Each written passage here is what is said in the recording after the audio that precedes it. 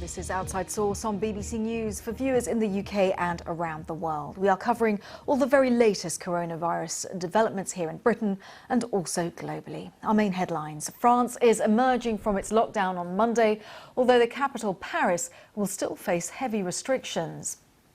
More than 33 million people have now filed for unemployment in the US. That means 1 in 5 workers have lost their jobs since the world's biggest economy ground to a halt 7 weeks ago.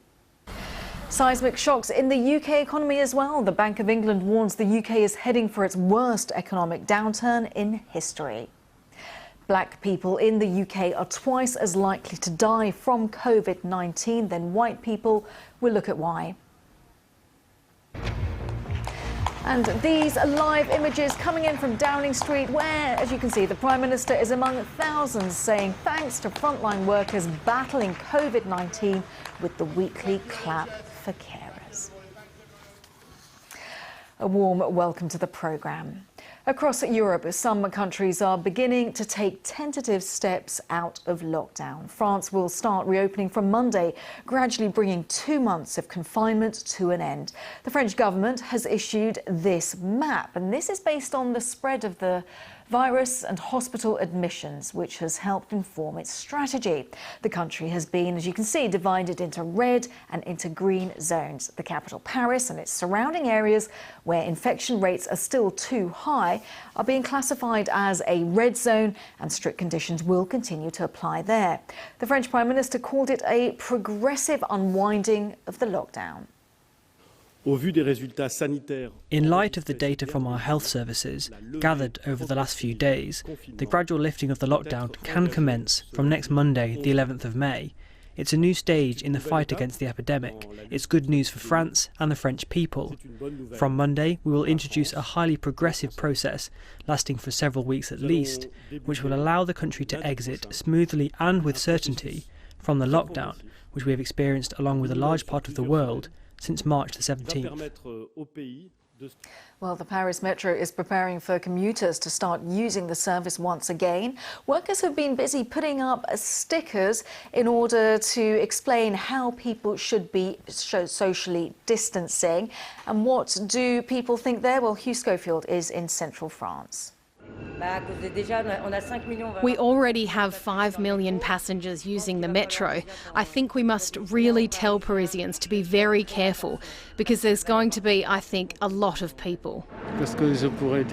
What can I say? It will be a bit difficult because public transport in Paris is often overcrowded and people have to go to work, so they have to be here. Listen, I don't know, honestly. I think it'll pose problems for those people who have to work, but for me it's a one-off. What we've seen today is a final map, which is, the map is itself a kind of compendium of 3 different maps which look at different criteria about how the virus is spreading and about the capacity of hospitals to cope and about the capacity to test. It's a result of those 3 criteria that the government has drawn up a definitive map of red and green zones. The orange zone has disappeared now. And the red zone is all of the northeast of France, including the Ile-de-France area around Paris, but also going up to the Belgian border and going east towards the German border. That remains red. And the particular area to watch, I think, is Ile-de-France, is the Paris area, because that is an area where the number of cases is going down, there is still a lot of pressure. And because it is the capital city, of course, all eyes are going to be on the new movement of people and the new rules that come into force on Monday, and amid fears that things could take off again in Paris. The rest of the country is green. The difference between green and red is actually pretty marginal. Basically, all the country is going to go through this process of deconfinement on Monday. The difference being that in the red zones, including Paris, some schools will not open. There's a question mark in the red zones where the middle school. Hugh Schofield there. Lots more on what is happening in Paris and across the whole world on our website. Do check out the BBC News website.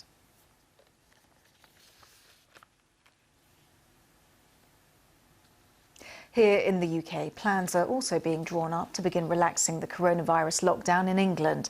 Today we heard from the Foreign Minister Dominic Raab that the total coronavirus death toll in the UK in all settings has risen to 30,615.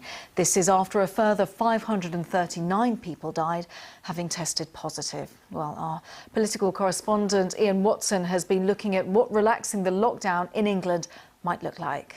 This is a message from the government. But one familiar feature of the lockdown will change this weekend. The government will modify its straightforward and successful "Stay Home" slogan. To help save lives, stay home. But ministers are stressing that any move to lift the lockdown will be gradual. I would really urge caution. The safest thing to do at the moment with this virus and the way it spreads is wherever you can to stay home. Yes, get out and get that daily exercise. And if you can't work from home and can work in safe circumstances, then the guidelines are there for that very purpose. But we've got to continue on the process that we have had. We are doing everything we can to ensure people's safety. The Prime Minister told the Commons that there could be some changes to the restrictions in England from Monday. And one of the most likely alterations is to expand the range of outdoor activities that are allowed. So instead of simply exercising, you might be able to lounge around in the sunshine. But the key message from the government is this: keep your distance, stay 2 metres apart. Otherwise, your newfound freedom could be short-lived. Well, not only are there health concerns around relaxing the UK lockdown, there are also economic ones as well. Today, the Bank of England warned of an unprecedented recession that hasn't been seen before. The bank predicts that the UK economy will fall by 30% in the first half of this year due to the impact of this virus. But the bank thinks that the economy will bounce back. Our economics editor Faisal Islam has been speaking to the governor. I think it is unprecedented in the history of this institution. I would say it's different in two respects. It's a much sharper downturn. So the initial fall is much more pronounced because the economy literally went into shutdown very quickly. The recovery is actually much faster because we believe that, with the right measures in place from the public health side and the fact that it's supported by the very sensible things that the government has done, that economic activity can resume much more quickly. The Bank of England sees unemployment more than doubling, up 1.5 million, to rates not seen since the mid-1990s, and taking 2 years to then fall back. People at home, they see that chart, it looks quite scary. The chart reflects the reality that we've been in now for, since March. Where I think they should be reassured is that I can tell you that both the government and the Bank of England have put in place a very big package of measures, and we will go on utterly focused on that. Well, our political correspondent Rob Watson was monitoring that. He joins us live now. Rob, so what's behind the government relaxing the lockdown? Are we talking about health or economic reasons? I think the first thing to say, Kasia, is this is not going to be some dramatic change in the lockdown. The government has been incredibly careful to signal to lower expectations. I think the phrase that the First Secretary of State, Foreign Secretary, used at the Downing Street press conference was any changes would be modest, small and incremental. I mean, as to what they're doing, what's driving this, in many ways, it's the same that every country faces, Kasia, in the absence of a vaccine or a cure. How do you balance trying to stop your health system being utterly overwhelmed against, as we were just hearing, the prospect of economic collapse? And I would say that the government in the UK is still erring, I think, more on the side of worrying about health, worrying about the threat to the UK's national healthcare system, but of course is also seeing what it can do to somewhat ease restrictions. And Rob, stay with us because another worrying development I want to look at, which is related to coronavirus. A new study has revealed that men from an Afro-Caribbean background are 4 times more likely to die with COVID-19 in England and Wales than white people. And there are similar disparities with women, as the head of health analysis for the ONS explains. The black ethnic group is now about 90% or 1.9 times more likely to die from COVID-related issues. Bangladeshi and Pakistani males are about 80% more likely, females about 60% more likely, and Indian females are about 40% more likely, and males about 30% more likely, once we've adjusted for all those factors. Now, one possible reason for this disparity is the large number of ethnic minorities who work in the health sector. And here's the chair of the Association of Pakistani Physicians and Surgeons in the UK, Dr. Abdul Hafiz. Obviously, we are quite concerned in terms of the figures which specifically are showing the health staff. Obviously, the BME staff makes about 44% of the NHS total workforce, and 72% of the people who have actually died, the medical staff, are actually from BAME community. This is a startling, discrepancy between the Asians, the black ethnic, as well as other ethnicities compared to white local population. So let's get Rob back in on this, an extremely worrying finding. It was touched upon actually today at the daily briefing. What is the government doing to counter the BAME vulnerability to COVID? And we're talking about a socio-economic rather than a health issue. Right, let me do that one briefly. So I think the first thing to note is that the figure is you're 4 times more likely to die if you're black. But if you take in what are known as the socio-economic factors, in other words, if you're, the kind of job you're doing, the kind of housing you live in, if you're poorer, then the number goes down to about half. In other words, you'll be twice as likely to die. All of those other factors being set aside, and the government doesn't know why. And so when you ask, well, what is the government doing? I mean, it's sent the health authorities to try and discover this. I mean, beyond issues of poverty, the kind of job you do, working in the health sector, working in public transport, what on earth is the explanation for a higher risk rate amongst black and ethnic minorities? And at the moment, the government simply does not have an answer. Rob, as always, thank you so much. Rob Watson there, our political correspondent, joining us live. So you're up to date with the situation in the UK. Now, the toll of coronavirus on the world's biggest economy has been immense. Latest job figures out of the US show another 3.2 million Americans have filed for unemployment benefit this week. So this means that 33 million people, that's 1 in 5 workers in America, have lost their jobs since the lockdown brought the US economy to a standstill 7 weeks ago. It's a massive turn in events. 2 months ago, America was boasting an unemployment rate of only 3.5%, its lowest in 30 years. Economists fear that that figure could reach 15% or even higher. The question has turned to this. Top US economist Mohamed El-Erian tweets, how quickly do the unemployed get jobs? How many drop out of the labour force? What happens to hourly earnings? Well, let's touch upon some of that with Catty Kay, who joins us live from Washington. And Catty, the fact that despite these recent reopenings that we're seeing across the United States, the number of people collecting benefits continue to rise. So it feels like people are just simply not returning back to the workforce. Yeah, tomorrow we're going to get the unemployment figures for the month of April, and the speculation, as you suggest, is that it's going to be up at 14–15%. That's similar to the Great Depression of the 1920s, Kashmir. It's a huge blow to the American economy. And what's happening is, you're right, states are opening around the country. About half of American states are now starting to reopen businesses.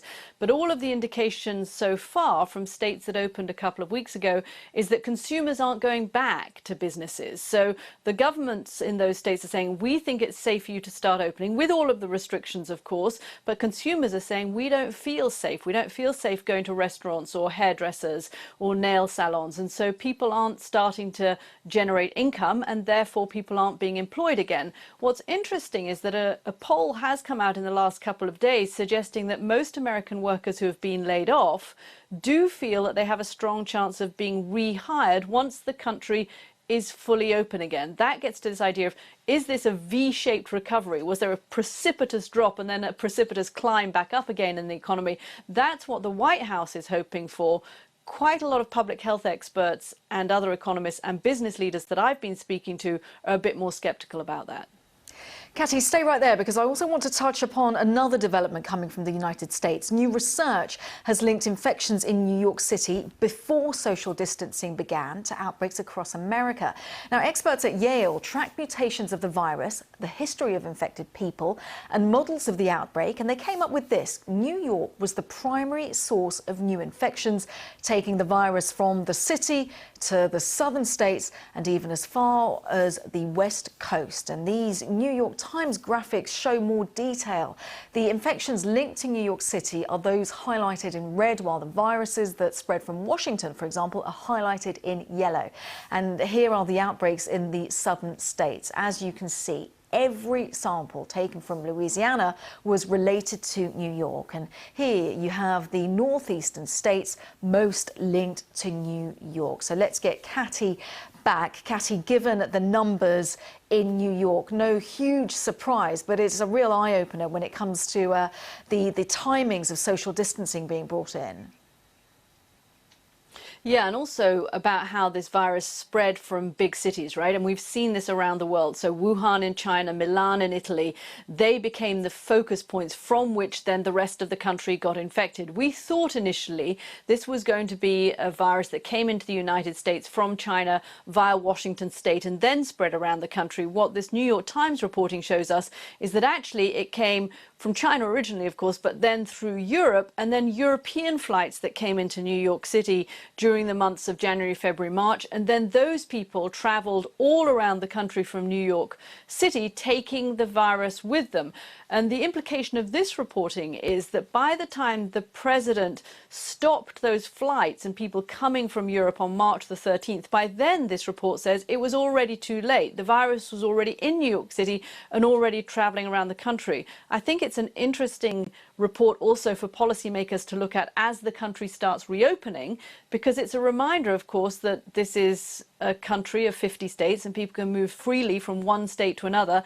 They took the virus freely from New York State to other states around the country. If we reopen and some places become a hotspot, then there is the risk, of course, that people can travel from one state across the border into another state quite freely, without a passport, with no restrictions, and again take the virus around the country again. Yes, the implications are huge. And Catty, now, just moving away very briefly from coronavirus, the US Justice Department has just announced that it's dropping the case against President Trump's former security advisor, Michael Flynn.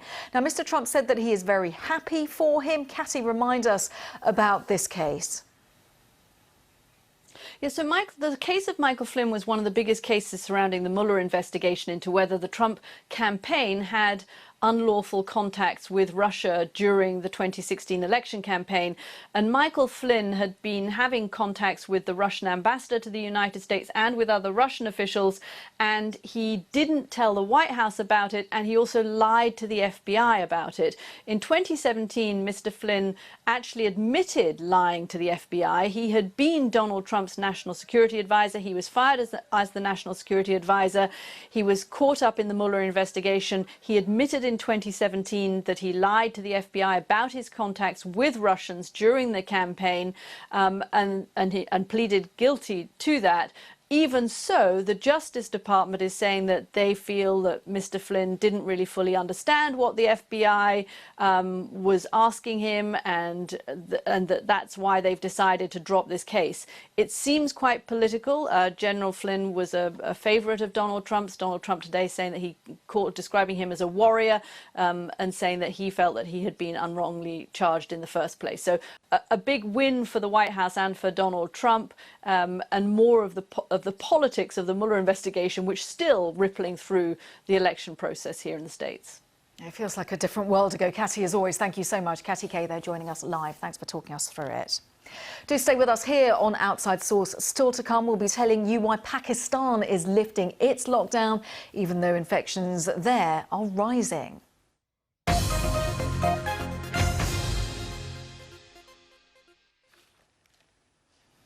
The government in the Indian state of Andhra Pradesh has threatened to launch criminal proceedings against a South Korean chemical company after a disastrous gas leak from its local factory. 13 people have died. Hundreds have received hospital treatment.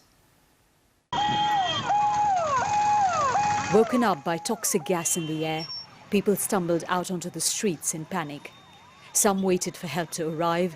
Some rushed those seriously ill to hospital any way they could. Among those affected, children. More than 1,000 families live near the factory where the leak occurred in the dead of the night. Hundreds are in hospital, some in critical condition. Rescue personnel went door to door looking for anyone who'd fallen unconscious at home. Authorities also worked to contain the leak. South Korea's LG Chem says it's looking into how the leak occurred. Its factory was just opening up after the lockdown for the coronavirus crisis.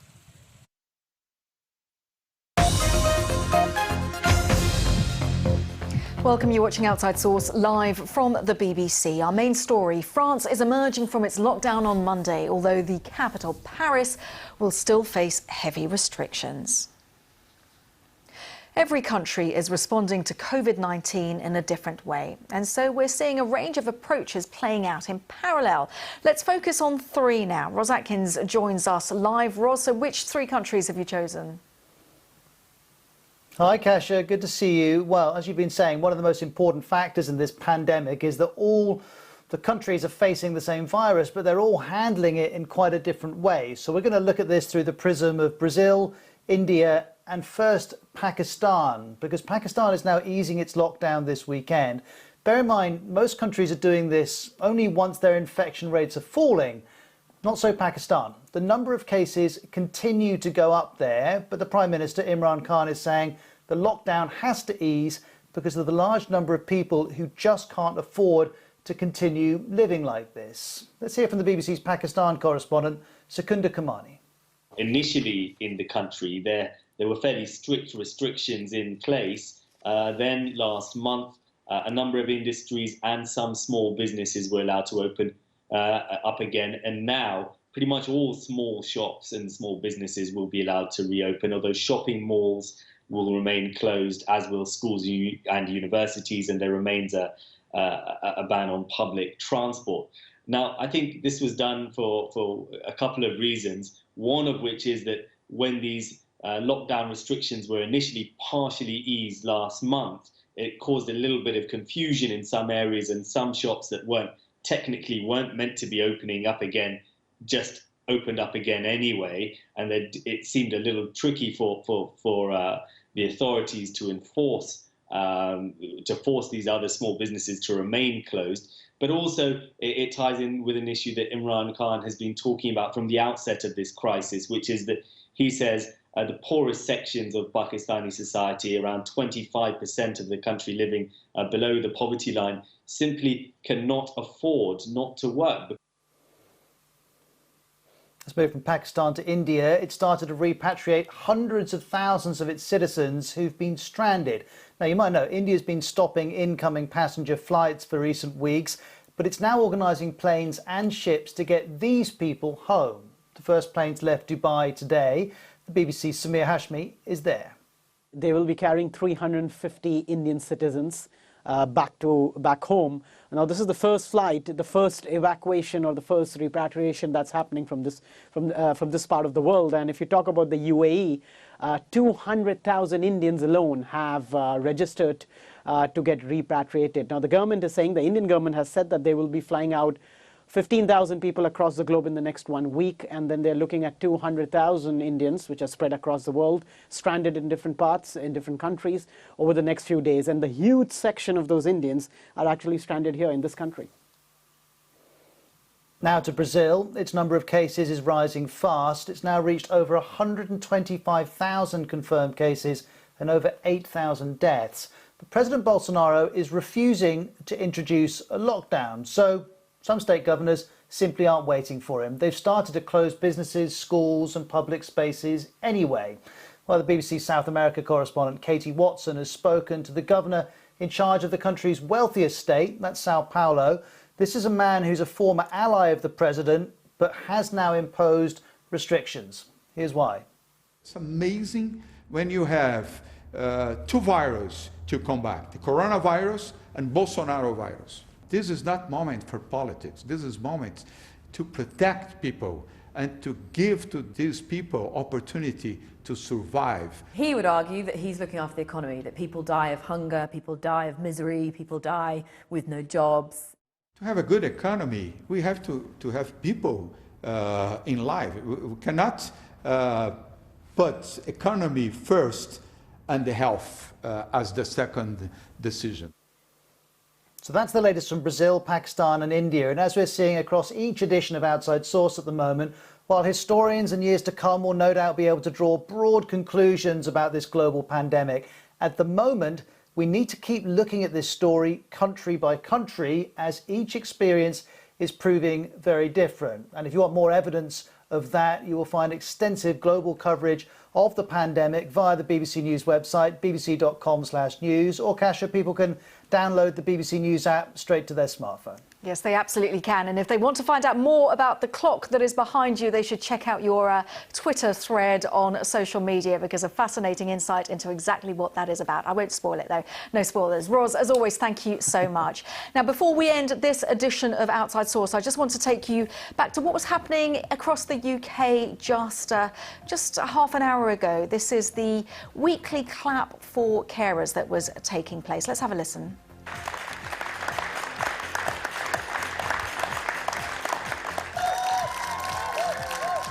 So for the 7th week in a row, millions of people up and down the UK joining up to show their support and appreciation for NHS staff, key workers and carers across the country.